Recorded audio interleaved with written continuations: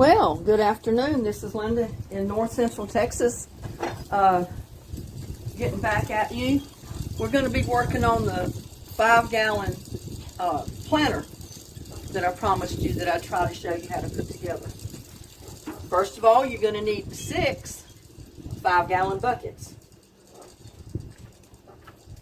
You're going to need, see if I can get these apart, because I've already drilled part of my holes. So it wouldn't take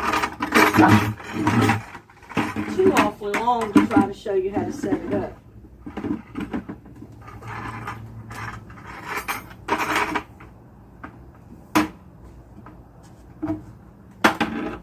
Let's see what's going on here.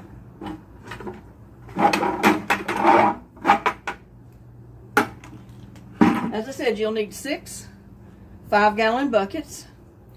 You'll need at least 4-foot tomato stakes.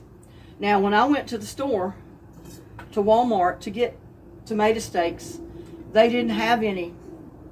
All they had was 5-foot and 6-foot. So you need at least 3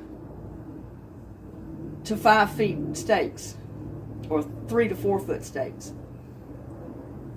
I was only able to get a 6-foot stake, so I bought 2 6-foot stakes, broke them in half, and you can see I've got 2 that are about 6 inches shorter than the other ones, and that's okay because I can use these on the inside and put the shorter ones on the outside. Now, what you need to do, set your buckets up, space them out the way you need them. And you don't want your buckets jammed together, you want space between them. Because if you get them too jammed together, you don't have room to plant anything.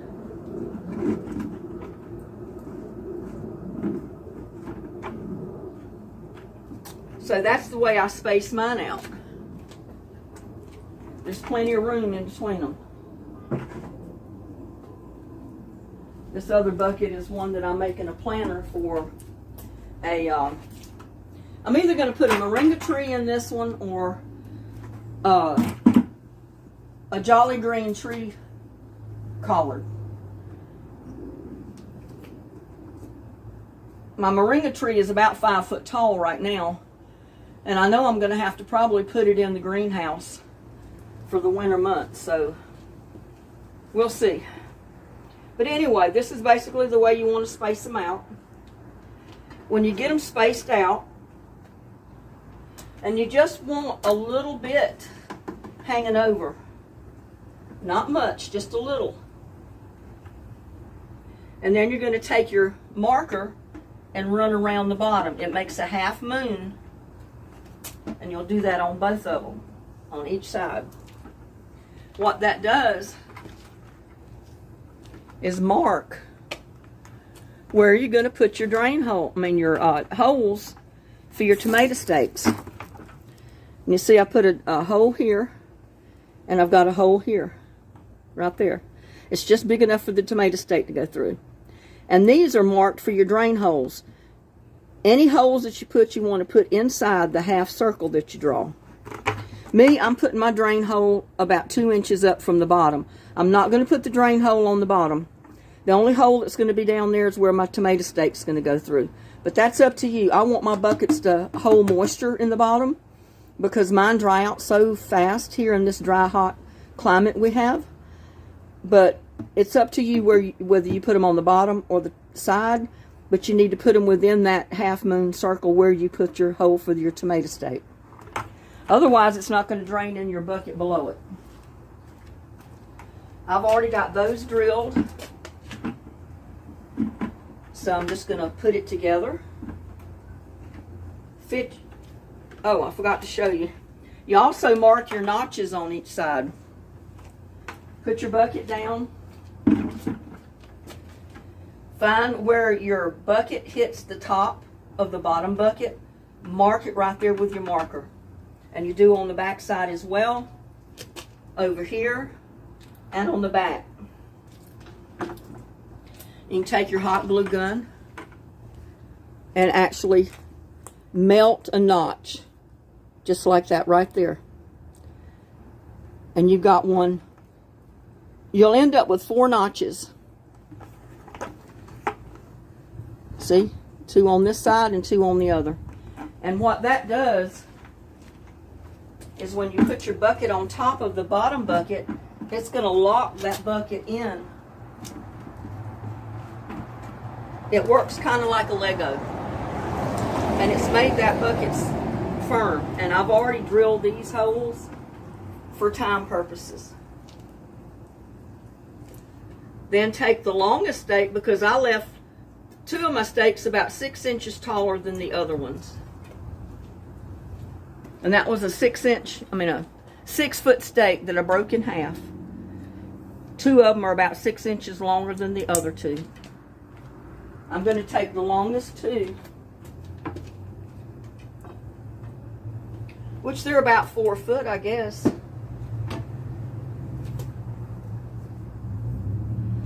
And just run it right down through the hole that I've already drilled for, or melted out with my hot glue gun. Put the longer one on the outside. No, wait a minute. About to tell you wrong. I want the longer one on the inside.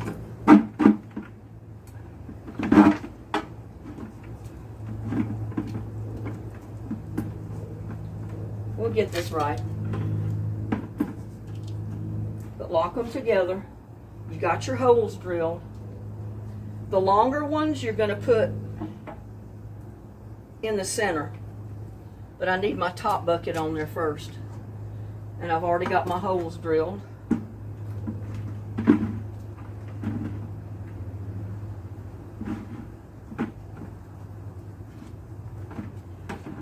Line up your notches.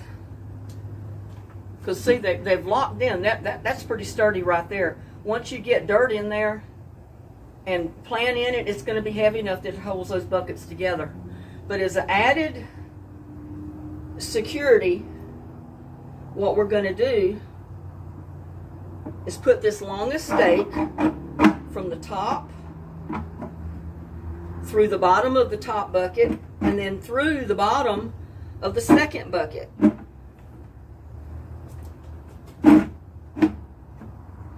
That hides the top of the stake. But you see what I'm doing?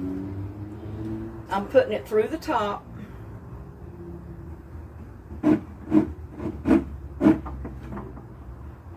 Through the second one, all the way down to the bottom bucket in the center.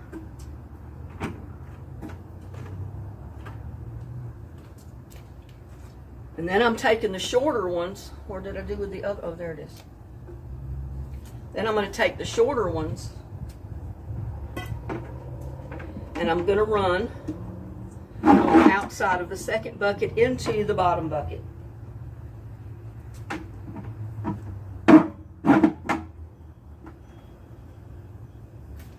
Now, your planter is ready to be planted in.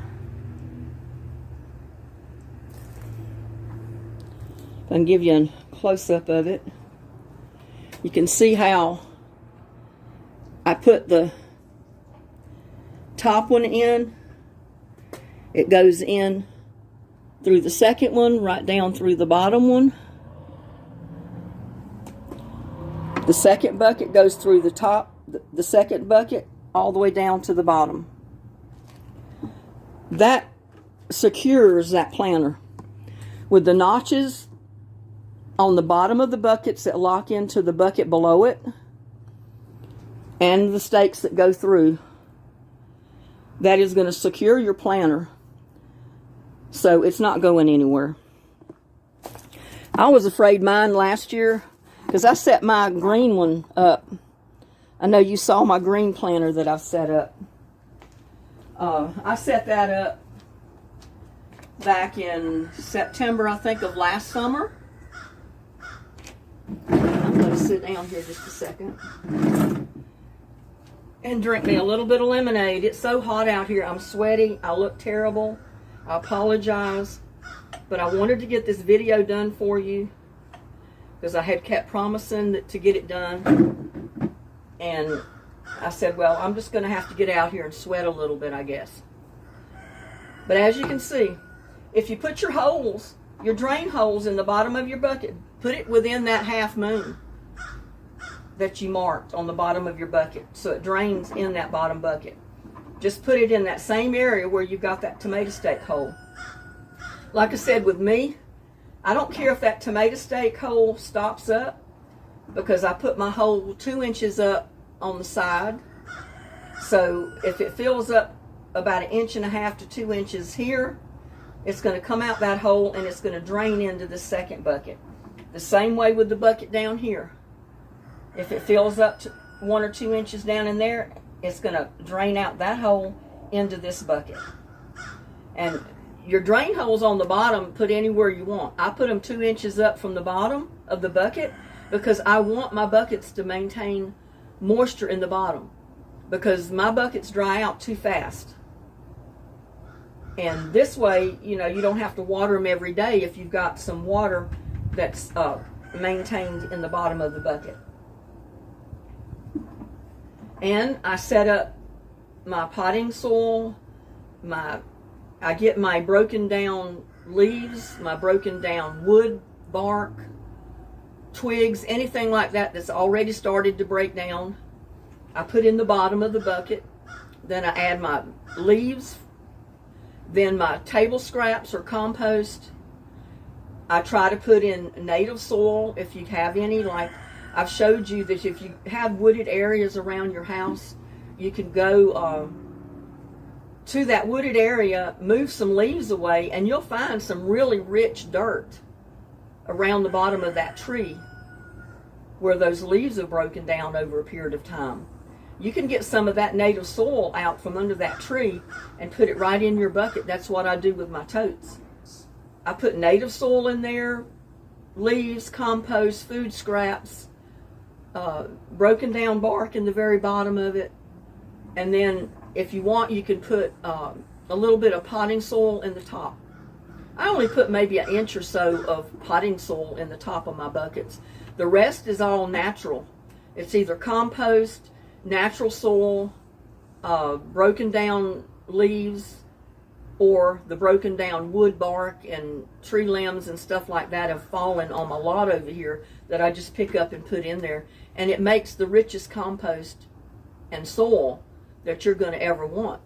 You can grow bigger and better vegetables in that type of soil that you build in your bucket out of natural materials than you can if you just fill it completely full of potting soil. And I don't like to do that because I don't like to use a lot of potting soil. I mean, I know it's got fertilizers and stuff like that in it, and that's okay. But usually, unless I'm going to plant seed, I don't even put potting mix in the top. I mean, sometimes I will, sometimes I won't. But if you do plant seed, it's always best to put maybe 1 inch or 2 of just potting mix in the very top of your soil to plant your seeds in. And then when they start putting down roots, they'll get down into your compost, into your native soil, and in your broken down debris like leaves and twigs and pine bark and other stuff that's in the bottom. And you'll see a difference. They love growing in that stuff. That's all nature soil. So, oh, and I brought my lemonade out here. I tell you, it's so hot. I'm sweaty. I've got sweat dripping off of me.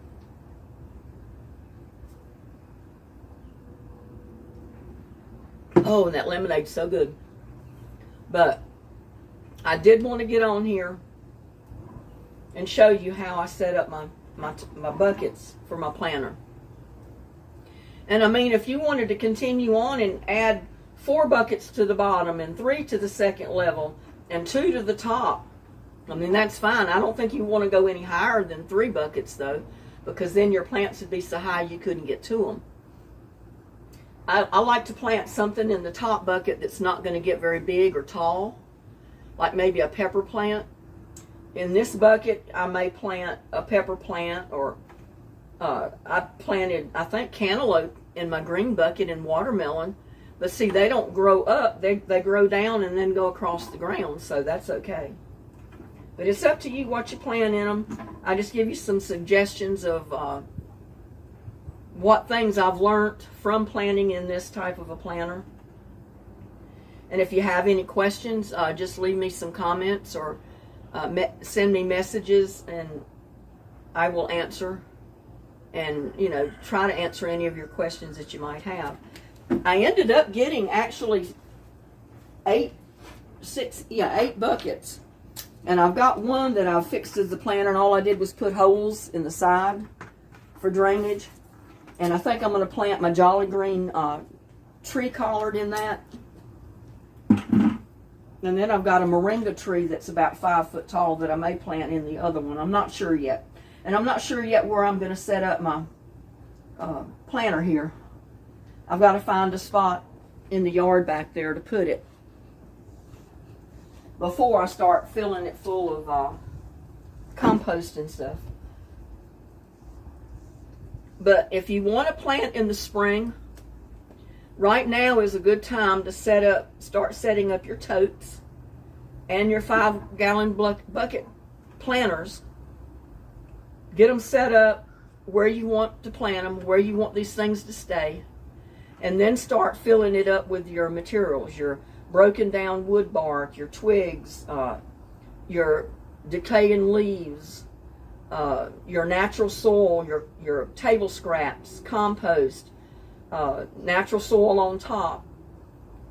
So it has time to break down and turn into some really good soil by springtime. So you can plant in this planter in the spring and have really good soil already waiting for you to plant in. So that's my suggestion. I mean, you can build your totes, plant in them right away. That's up to you. Sometimes if you put table scraps in there, it will cause ants. You do have to put something around the ground, you know, like ant granules or something to keep your ants away, because they will eat your plants up too. What I prefer to do is set them up, leave them set over the winter months, and then in the springtime go ahead and plant in them. Because if you set them up now, they've got the whole winter, all the cold months to be breaking down. All the compost and your broken down materials will turn into good potting mix or potting soil. And it'll be right ready to go in the springtime, which I always plant the 1st of March. Around the 1st or 2nd week in March is when I try to start planting my vegetables for my spring garden. So I'm going to get these set up, get them in a spot in the yard where I want them to stay, and then I'm going to go ahead and start filling them up with my materials, my compost, my table scraps, and all that, so they'll have these winter months to break down and get ready to plant in for the spring. So with that, I guess I am going to bid you a day.